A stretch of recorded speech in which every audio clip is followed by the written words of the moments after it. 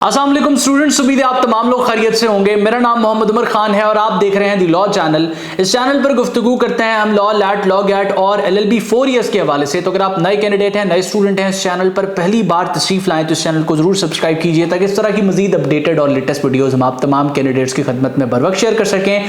आज के इस लेक्चर में हम पाकिस्तान स्टडीज के इंपॉर्टेंट क्वेश्चंस को डिस्कस करने वाले हैं ताकि साल 2026 के किसी भी लॉ एडमिशन टेस्ट में अपेयर हो, ये जो क्वेश्चंस हैं ये आपको फैसिलिटेट करें। और ये सिलेक्टेड क्वेश्चंस हैं, मुख्तलिफ पास पेपर्स से सोर्स किए गए ताकि आप अपनी तैयारी बेहतरीन तरीके से कर सकें। वीडियो को स्टार्ट करते हुए मैं आप तमाम स्टूडेंट्स को बता दूं कि अगर आप लैट की प्रिपरेशन कर रहे हैं या LLB में एडमिशन सिक्योर करना चाहते हैं और अपने आप को अपडेटेड रखना चाहते हैं, आप चाहते हैं कि तमाम अपडेट्स आपको फ्री ऑफ कॉस्ट बर वक्त मिलती रहें, तो आप हमारी स्टूडेंट कम्युनिटी को फॉलो कर लें। इसका लिंक आपको डिस्क्रिप्शन में मिलेगा। कम्युनिटी ओपन करने के बाद यहां फॉलो के बटन पर क्लिक करेंगे तो तमाम अपडेट्स आपको मिलती रहेंगी। सबसे पहला क्वेश्चन हम जो है वो डिस्कस करते हैं, आप अपनी स्क्रीन पर देख सकते हैं। और वो क्वेश्चन जो है वो नेहरू रिपोर्ट से रिलेट करता है। नेहरू रिपोर्ट से मुराद ये है कि हम जो है वो अब प्री पार्टीशन के एरा को पढ़ने वाले हैं। उसमें पूछा यह जा रहा है कि how many amendments were proposed by Jinnah in Nehru report. अब नेहरू रिपोर्ट जो है वो साइमन कमीशन के रिस्पॉन्स में आई थी और नेहरू रिपोर्ट के रिस्पॉन्स में आए थे जिन्ना के 14 नकात, 14 पॉइंट्स। तो 14 पॉइंट्स आए थे 1929 के अंदर, ठीक है। यहां हम इसको 1929 कर देते हैं। और जो नेहरू रिपोर्ट है ये आई थी 1928 के अंदर, ठीक है, 1928 के अंदर। तो अब आपने मुझे कमेंट सेक्शन में यह भी बताना है कि नेहरू रिपोर्ट किसकी तरफ से पेश की गई थी। तो नेहरू रिपोर्ट के अंदर मोहम्मद अली जिन्ना, कायद-ए-आज़म मोहम्मद अली जिन्ना साहब ने कितनी अमेंडमेंट्स जो है वो प्रपोज की थी। ऑप्शंस को रीड आउट करने के बाद अगर आपने करेक्ट आंसर के तौर पे ऑप्शन बी 3 को मार्क किया तो आपका जवाब बिल्कुल दुरुस्त है। अच्छा, क्वेश्चन को डिस्कस करने के बाद मैं आपके साथ जो है वो आंसर शेयर करूंगा, लेकिन मेरे आंसर को मार्क करने से पहले आपने जो है वो आंसर को मार्क करना है। और इसी के साथ साथ मुख्तलिफ किस्म के फैक्ट्स जो इस क्वेश्चन से कनेक्टेड होंगे या आने वाले क्वेश्चन से कनेक्टेड होंगे वो भी मैं आपको बताता रहूंगा। आपका जो है वो काम ये है कि उसका एक तो आप नोट डाउन करेंगे, दूसरा जो चीज मैं आपको सर्च करने के लिए कहूं वो आप सर्च करते रहेंगे। और जिन क्वेश्चंस के सवाल जो जवाब है वो आपसे मैं पूछूंगा कमेंट सेक्शन में, आपने मुझे बताने हैं।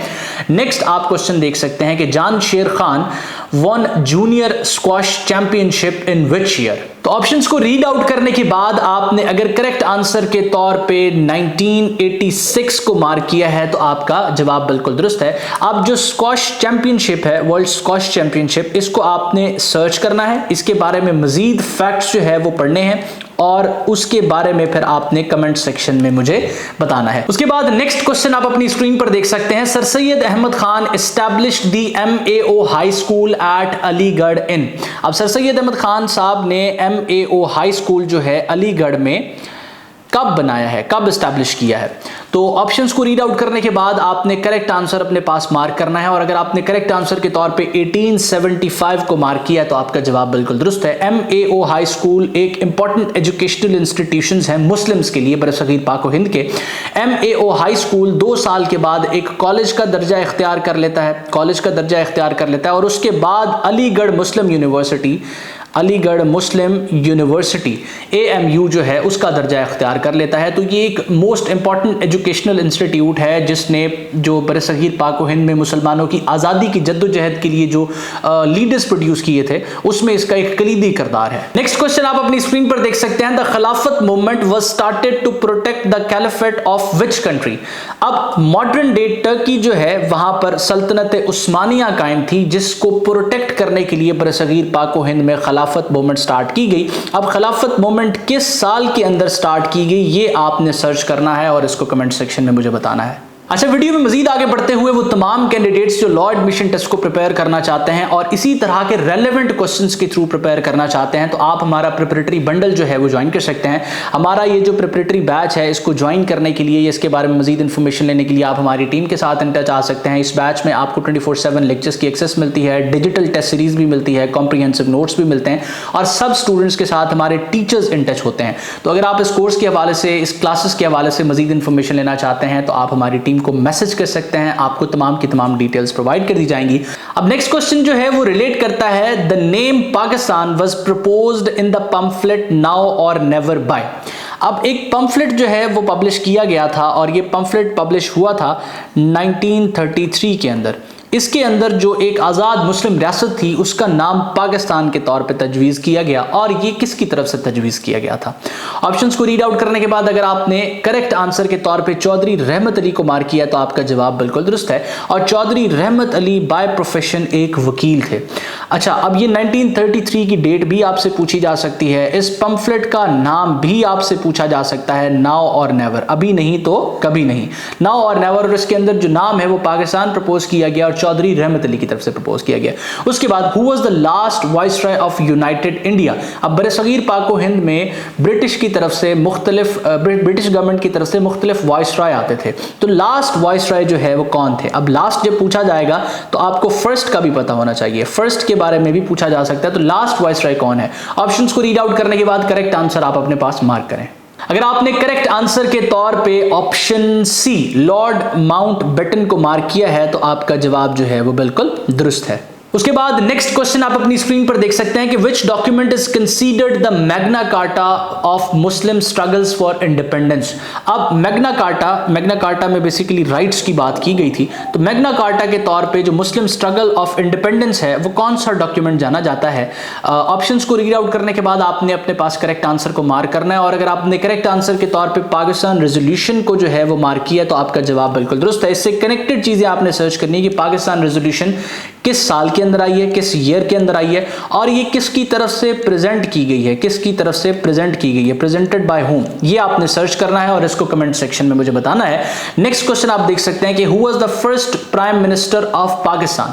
Who was the first prime minister of Pakistan? Options को रीड आउट करने के बाद अगर आपने करेक्ट आंसर के तौर पे लियाकत अली खान को मार्क किया तो आपका जवाब बिल्कुल दुरुस्त है। अब जब आपसे पूछा जाए कि शहीद मिल्लत के तौर पे कौन जाने जाते हैं तो आपने लियाकत अली खान को मार्क करना है। फर्स्ट प्राइम मिनिस्टर के बारे में पूछा जाए तब भी आपने लियाकत अली खान को मार्क करना है। ऑब्जेक्टिव रेजोल्यूशन किसकी तरफ से प्रेजेंट की गई थी तब भी आपने लियाकत अली खान को मार्क करना है। अब ये वो क्वेश्चंस और फैक्ट्स हैं जो इस एक पर्सनैलिटी से रिलेट करते हैं जो आपसे पूछे जा सकते हैं। उसके बाद नेक्स्ट क्वेश्चन आप अपनी स्क्रीन पर देख सकते हैं, the first martial law in Pakistan was imposed by Iskander Mirza in. अब ये वो क्वेश्चन है जो अक्सर औकात मैंने अपने लेक्चर्स में डिस्कस किया है। ये एक इंपॉर्टेंट फैक्ट है जो आपसे बार बार लॉ एडमिशन टेस्ट में पूछा जाता है, ये रिपीट होता है क्वेश्चन लैट के अंदर, और साथ साथ ये वो क्वेश्चन है जिसके हवाले से स्टूडेंट कंफ्यूज हो जाते हैं। स्टूडेंट ये समझते हैं कि पहला मार्शल लॉ अयूब खान की तरफ से लगाया गया था, जबकि ये दुरुस्त नहीं है।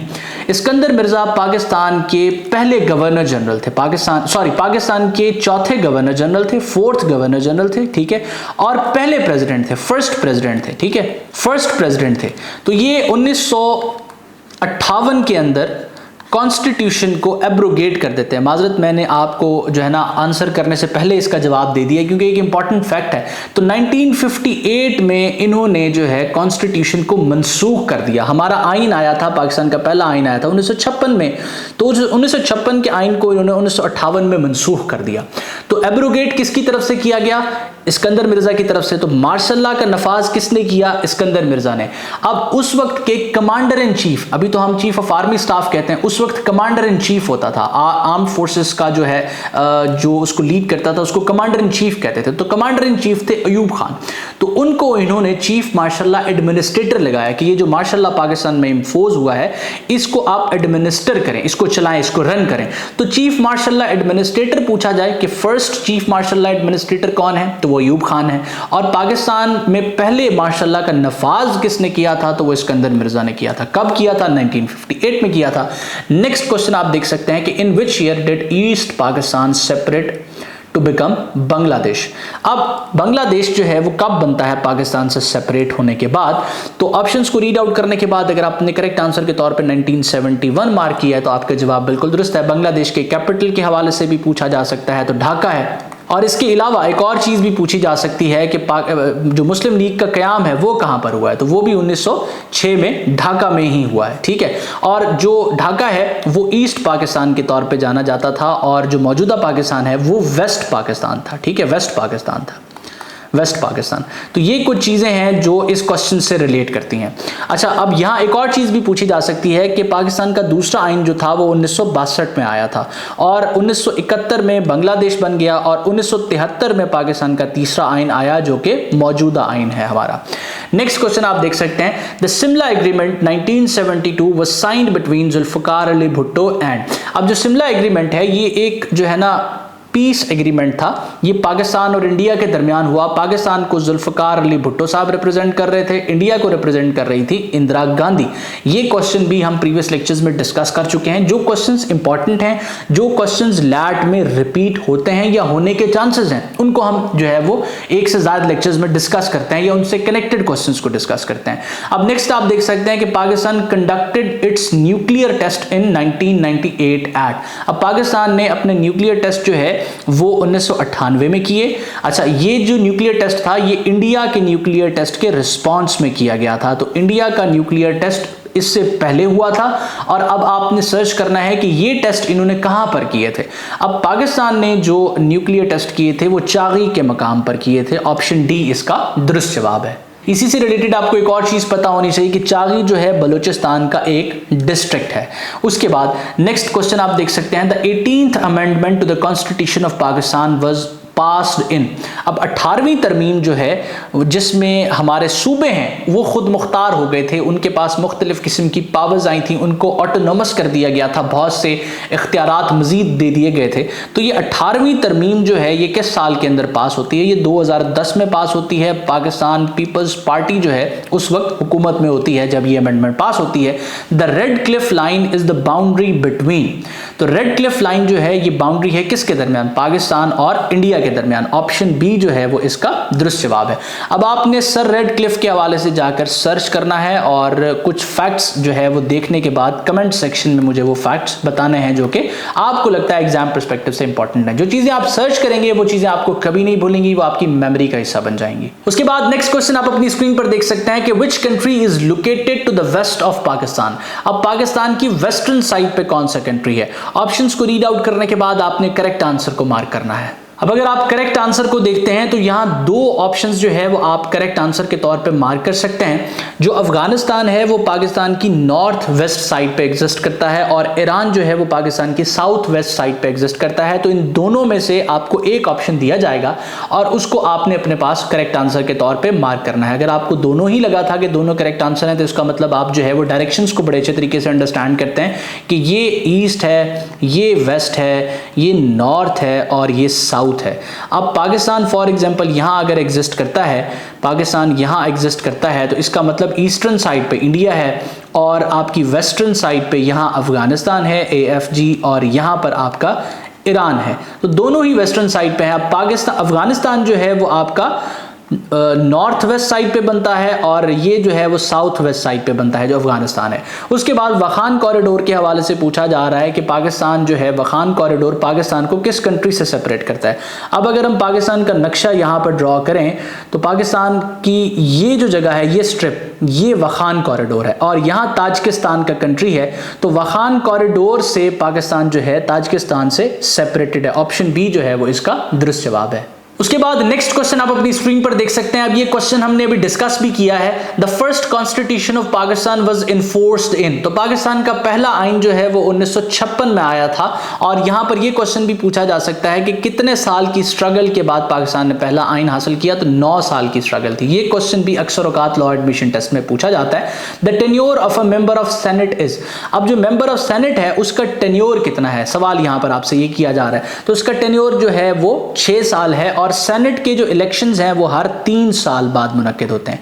3 साल बाद मुनक्किद होते हैं। तो होता क्या है कि जब 3 साल के बाद इलेक्शंस होते हैं तो 50% ऑफ द सेनेट के इलेक्शंस होते हैं, आधे मेंबर्स के इलेक्शन होते हैं और आधे मेंबर्स अपनी टर्म को कंटिन्यू करते हैं। तो उसके बाद जब मजीद 50% की बारी आती है अगले 3 साल बाद तो उस वक्त तक उनकी जो टर्म है वो 6 साल हो जाती है। तो इस तरीकाकार से जो है वो सेनेट के इलेक्शंस ऑपरेट करते हैं और सेनेट कभी डिसॉल्व नहीं होता। नेशनल असेंबली जो है वो आपकी 5 साल के बाद उसके इलेक्शंस होते हैं, नए मेंबर्स आते हैं, लेकिन सेनेट जो है वो अपने टर्म को कंटिन्यू करती है और हर मेंबर 6 साल तक के लिए सेनेट का मेंबर रहता है। अच्छा, नेक्स्ट क्वेश्चन आप अपनी स्क्रीन पर देख सकते हैं। प्रीवियस क्वेश्चन से कनेक्टेड क्वेश्चन है कि नेशनल असेंबली जो है वो उसकी टर्म कितनी है। तो नेशनल असेंबली की टर्म जो है वो 5 साल है। Which tourist spot is famous for being the Switzerland of Pakistan. तो स्विट्जरलैंड ऑफ पाकिस्तान किसको कहा जाता है? ऑप्शंस को रीड आउट करने के बाद करेक्ट आंसर अपने पास आपने मार्क करना है। अगर आपने करेक्ट आंसर के तौर पे सवात वैली को मार्क किया है तो आपका जवाब बिल्कुल दुरुस्त है। उसके बाद the Indus river empties into the, तो इंडस रिवर जो है वो किसके अंदर जाकर गिरता है? इंडस रिवर पाकिस्तान का सबसे बड़ा रिवर है और ये अरेबियन सी में जाके गिरता है। ऑप्शन बी जो है वो इसका दुरुस्त जवाब है। The Warsak dam is built on which river. Warsak dam जो है वो किस रिवर पर कंस्ट्रक्टेड है? ऑप्शंस को रीड आउट करने के बाद करेक्ट आंसर आपने अपने पास मार्क करना है। अगर आपने करेक्ट आंसर के तौर पे काबुल रिवर को मार्क किया है तो आपका जवाब जो है वो बिल्कुल दुरुस्त है। उसके बाद नेक्स्ट क्वेश्चन आप अपनी स्क्रीन पर देख सकते हैं कि who appoints the chief election commissioner of Pakistan. तो चीफ इलेक्शन कमिश्नर जो है वो अपॉइंट किया जाता है प्रेसिडेंट की तरफ से। ऑप्शन बी इसका दुरुस्त जवाब है। मोनजोदड़ो के हवाले से भी लॉ एडमिशन टेस्ट में अक्सर औकात सवाल पूछे जाते हैं। तो Mohenjodaro is located in which district of Sindh. Mohenjodaro जो है वो लाड़काना में लोकेटेड है। ऑप्शन ए जो है वो इसका दुरुस्त जवाब है। The Rohtas fort was built by. तो रोहतास फोर्ट जो है वो किसकी तरफ से बनाया जाता है? ये भी लैट के अंदर क्वेश्चन रिपीट होता है, इसी वजह से मुख्तलिफ लेक्चर्स में आप इससे कनेक्टेड क्वेश्चंस को देखेंगे। तो रोहतास फोर्ट शेर शाह सूरी की तरफ से बनाया जाता है। Sorry, Sher Shah Suri. Option D जो है इसका दुरुस्त जवाब है। अब आपने मुझे बताना है, अगर आप प्रीवियस लेक्चर सुनते रहें तो ये कहां पर जो है वो वाक़या है, किस सिटी के अंदर ये वाक़या है, ये आपने मुझे कमेंट सेक्शन में बताना है। तो मैं उम्मीद करता हूं ये लेक्चर आपके लिए हेल्पफुल रहा है। अगर आपके ज़हन में कोई भी सवाल है आप हमसे इन टच आ सकते हैं। इस नंबर पर एक व्हाट्सएप मैसेज आपने कर देना है। और इसके अलावा अगर आप लॉ एडमिशन टेस्ट को प्रिपेयर कर रहे हैं और किसी सिंगल रिसोर्स से प्रिपेयर करना चाहते हैं तो आप एलिमेंट्स ऑफ लैट के 12th एडिशन पर रिलाई कर सकते हैं। 12th एडिशन जो है मुख्तलिफ फीचर्स के साथ आपको मिलता है, जिसमें वीडियो लेक्चर्स होते हैं, जिसमें वर्ल्ड मैप होता है, मैप ऑफ पाकिस्तान होता है। इसके साथ साथ मॉडल पेपर्स इसमें आपको दिए जाते हैं, बबल शीट्स दी जाती हैं। और 12वें एडिशन के अंदर हमने डिजिटल टेस्ट सीरीज ऐड कर दी है। तो ये करीब 3 स्टोर से आप खरीद सकते हैं। जब स्टोर पर आप जाएंगे तो आपने वहां पर ये पिक्चर जरूर दिखानी है और एलिमेंट्स ऑफ लैट के बारे में उनको बताना है। और इन केस आपको स्टोर से नहीं मिलती तो आप जो है इसको ऑनलाइन ऑर्डर कर सकते हैं इस नंबर पर व्हाट्सएप मैसेज करने के बाद। मैं उम्मीद करता हूं ये लेक्चर आपके लिए हेल्पफुल रहा। अपना बहुत सारा ख्याल रखिएगा, दुआ में मुझे और मेरी टीम को जरूर याद रखिएगा। अल्लाह हाफिज।